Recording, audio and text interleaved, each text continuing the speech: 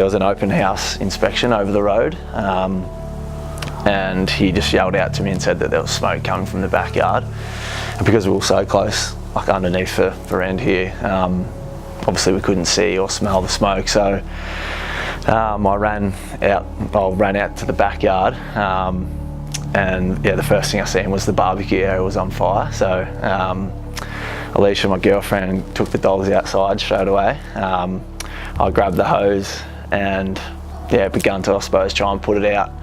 I thought I had it sort of under control a little bit. It had crept up onto the fence, so the fence was on fire at this stage, and I heard the gas bottle start to whistle, and probably thought that was a good time for me to get out of there. So at the start I was sort of half in the door, half out, trying to put it out still, and for some reason I lost pressure in the hose as well, so by that stage I had no chance of putting it out, and pretty much as soon as Alicia seen the fire out there, she rang 000 to obviously say there was a fire.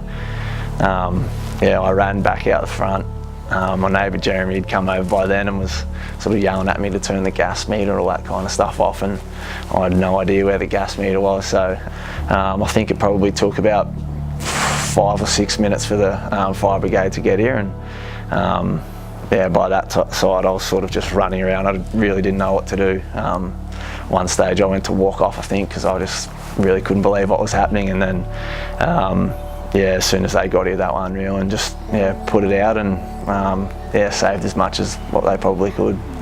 Not once did I ever think that my house was going to burn down. When I was 2 years old, our family home back in Tallygaroon burnt down, but never did I have a plan, because clearly I didn't expect it to happen to me. You obviously see it a lot on the news and things like that, but never expect it to happen to you. So, because at the stage when it first happened as well, I didn't expect the fire to be coming inside. It was obviously outside, and that's where I was hoping it would stay.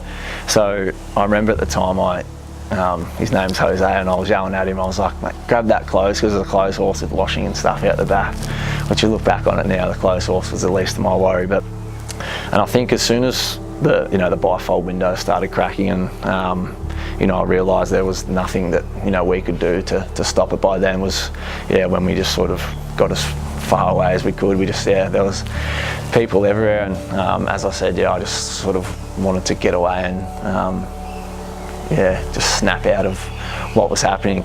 I guess it just happened so fast, but it's sort of, when the house was on fire, like it felt like it was forever.